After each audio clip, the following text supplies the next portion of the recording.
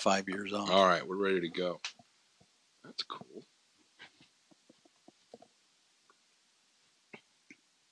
So we don't have to worry about. Hey, everyone. Welcome to another edition of Chamber Chat. I'm your host, Jeff Griffin, president of the Peoria Area Chamber of Commerce. With us today, we have Rick Stephenson and Don Rulis from Cwtc. Good morning, gentlemen. Good morning. Good morning. All right, we've already seen you. You've already been to one event this morning, the business before, breakfast before business event. It's kicked off at 7:30 this morning, so it's been a whole half hour since we've seen each other. That was for the Public Relations Association, of which I'm a member. So, yeah, we were all there. So. Yeah, that's a great group. So Rick is the Communications and PR Coordinator at Cwtc, and Don is the Administrator of Vocational Services. So, gentlemen, tell us a little bit for folks that aren't familiar with Cwtc. I am. Very impressive program. I visited several times. We've hosted Congresswoman Bustos out there for an event, and your whole team is very involved in the community. So I couldn't be more impressed with what you guys do. But give the listeners a little background. I'll let Don do that because, you know, I always say he and the others always do the work. I just tell the story. Yeah, but they do an incredible job. We do an incredible job as an organization, but they do all the work. Yeah. Well, we've been in existence since 1960, and we provide just an array of services, vocational services, which I am administrator of, and also residential services, and different types of community services as well. As far as vocational services, we have a large community employment program helping people with disabilities establish employment within the community. Right. We have a lot of partnerships with different employers and helping those linkages. Also, we have a large, what we call organizational employment, or it's also a regular workshop, large contract with Caterpillar. Caterpillar's been a big supporter of us since our existence, really. And we have just a large packaging program that we package parts for them. It's a job training opportunity for a lot of people. It's a lot of people. It's the initial opportunity for them to get in the door, and to be have experience with vocational services. So dive into the I don't want to assume anybody knows more than I think they do. Dive into the population you serve, your employees. Right. Right. The individuals we serve, primarily individuals with developmental disabilities and also individuals with primary diagnosis of mental illness. So that's we have a program called psychosocial rehabilitation. We serve individuals with chronic and persistent mental illness, and use vocational services as a training mechanism. And then also we have individual and group therapies we provide with trained staff. And we really coordinate with other organizations within areas such as Human Service Center, and such. So, so all age ranges from late teens to older adults that are looking to retire from services. Right. So I think that's unique in that we provide just an array of different opportunities for many different people of need in different ways. Right. Because what people, I think, sometimes we don't appreciate this enough. This is not a poor me charity. We're talking about folks doing quality work, as you mentioned, with Caterpillar and others. So we're taking care of some of our vulnerable citizens of Peoria, and they're working, and it's a quality of life issue. We're helping them to become more independent. Exactly. We want to maximize their independence to the best of their abilities in different ways. So we want to provide as many choices as possible for them so people can independently work towards that, maximizing their independence. So exactly. Well, God bless you guys for the work you do. Listeners and friends who have family members or friends who are involved with these services know that the difference it makes in a person's life. And isn't it a great part of America? Not every country offers this services and appreciates the diversity of our workforce, right? So since 1960, you guys have been around, correct? You haven't been around since 1960 there. No, not there, no, but I've been around since 1960. I'm old. So tell us a little bit about the history of Cwtc. Well, it got together with a group of parents, had adult children who were disabled, but they felt like they could be an integral part of society if given the opportunity. And so they went to Caterpillar and said, can you help us out? And they put their heads together, then came up with the program. And CWTC, although it was born before that, but that's when it really took off. And we've had a 56-year relationship with Caterpillar and packaging parts, and we're held to the same standards and the same accountabilities as any production facility.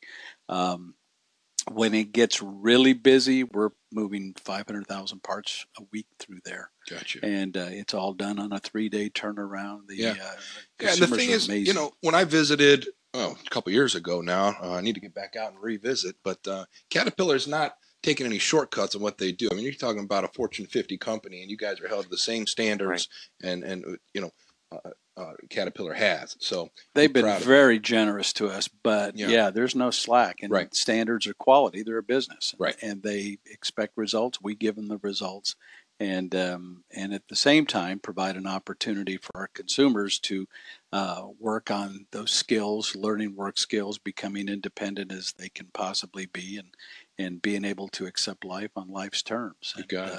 Also want to add too, it's not just what we do at our University Street facility there, it's what we do in the community and what we're out. We have our community integration program, and we're out about in the community. Small groups, individual, one-to-one. Our residential facilities are very community-based. We're out. We give back to the community a lot with our volunteer programs. We have relationships with Wildlife Prairie Park, Central Illinois Riding Therapy. We've Luthi Botanical Gardens. So we're part of those volunteer programs, and we help facilitate people getting out in the community and giving back in different ways, because the community gives so much to us in many different ways, and for us to give back in different ways. And also it's an opportunity for people to get experience, to get job training, and be exposed to community environments maybe they'd never experienced before as well, too. So your employees go out and volunteer their time? They sure do. That's awesome. See, I learned, I first met CWTC leadership at Kelleher's. It was a trivia night the young professionals did. It was a fundraiser. I remember that, sure. More of fundraising and friend-raising, right? So you learned a lot about one another, and, you know, with 500 members in the young professionals group, those are our future leaders, current leaders, and future. So that part's fantastic, but I wasn't aware that your guys and gals go out and volunteer as well. We do, and we're always expanding new opportunities, new relationships, and that's kind of actually one of our goals for one of the programs is to develop as many relationships as we can and volunteer opportunities, so people can have choice. Choice is all about, you know, how can people mold to where they want to go and direct their own lives. Sure. And you volunteer on the community, but it's also another opportunity for them to learn, learn proper etiquette. You know, if you take them out, how to interact with the public, and what to say and not say, how you pick up and how you do the chores that you're given.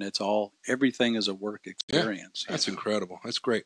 So challenges. Nothing is without challenges these days. You guys, are you tied to the state budget at all? Is that a negative right now? There is a relationship with that. Yeah, we do get a lot of government support and through some of the programs, through the Medicaid program. So we do watch the budget situation very closely. You know, Caterpillar is a big portion of our budget, so it's great. It helps alleviate some of our reliance on the state funding, but still state funding is a big portion of that. And so we watch that closely. And it's always challenges, the different, you know, changes going about in the government, new rules coming about all the time too, and conforming to those. So dive into that a little bit. What are some of let's get it out there. You got Chamber of Commerce listeners here. I know some of them. Well, I think, you know, the one that shocked me, and I can't give an amount year-wise because I'm not sure, but I know it's not what most people would think. But, you know, every year our cost of services, you know, it grows. I mean, you have cost of living, you have cost of providing services, and it goes up every year depending on what everybody else is charging and so on and so forth. But our cost of doing business from the state has not increased. That rate has not changed in a long time, and I don't know the exact amount, but I'm thinking it's well over 5 years, and it's probably been closer to 10. It probably has been. And that's real life challenges for all of our non-for-profits, our schools, and everything. And I know you guys are very involved with advocacy efforts. It's a constant struggle, and I'm not here to complain too much about government, but we need to keep reminding our leaders that relieve some of the burden on the locals that are trying to serve our community. Well, and some of our consumers too. I think a lot of people just have this mental idea, and I know I had a brother who was born with a form of cerebral palsy, and I think people just think as your kids grow up and become adults, well, the family will always take care of them. Well, the family may or may not be there, and if they're not there, then what do they do? Right. And the whole idea is to become, more self-reliant, become independent as they can possibly be, and give them the help and the tools to do that. But at the same time, some of that's going to, that help comes from the state as well. Right. Yeah. And how many employees do you guys have out on University? As far as the people we serve, sure. We're well over 200 people we serve in those programs. Yes. And rely on public transportation, CityLink? Yeah, we have quite a relationship with them where we've just, people utilize the different forms of transportation. I mean, some people drive their own cars, some people and a lot of people take the CityLink system. What's nice is our central location because we're right on the bus lines and very accessible to a lot of people. How's that construction going out there? It's a challenge. It's challenging, but I think the end result's going to be great. So that's what I'm looking forward to. Right. Yeah. We've been trying to remind people to don't forget to do your shopping out on University and get through the dust. Well, Drees Lane's the back entrance, and that's always that's very accessible and very easy to get to. So you can always go that route. Exactly. Well, it's good to see the city putting some tax dollars to good use for a project that needs done. You can't make an omelet without cracking some eggs. I look at construction as progress. It's a form of progress. And you're a positive thinker. We get a lot. People complain about bad roads and complain when there's construction, but I like to focus on the positive people. A lot of people don't like change, but change is normally change good, is normal. So that's it. So you have an event coming up. Let's talk about. Let's plug the event here. We got our Pathway Awards coming up on Wednesday, September 14th at the Embassy Suites Hotel and Conference Center. It's going to celebrate the accomplishments of our consumers and pay tribute to the people who have supported CWTC, both from the community and personally. And tickets are $50. It is a very festive, very rewarding night. Okay. Because we'll have a lot of business people there as well as consumers, and it's just a great event. Tickets are available online at cwtc.org, or you can call 686-3300. All right. So are there specific award recipients you're announcing, or are those all surprise? Those will be a surprise, but we have the awards for the consumers for everything from I can't even think off the top of my head what the awards are for, but it usually has to do with their improvement and becoming self-reliant and those sorts of things, tangible goals. And then we have awards going to the community, but we have business partners and people who have given to us in a big way. That's and we like to celebrate that too. So. That's great. And $50, a modest price for a great night, cwtc.org. It's our largest fundraiser of the year. So and we have an auction. Silent auction going on. A lot of great baskets and that. And just great opportunities. Sounds good. Well, thanks for all you do for the Chamber of Commerce and for the community. Listeners, viewers, get out there to cwtc.org. Get your tickets for the fundraiser September 4th, you said? Wednesday 14th. Wednesday, September 14th at the Embassy Suites. Gentlemen, any last minute?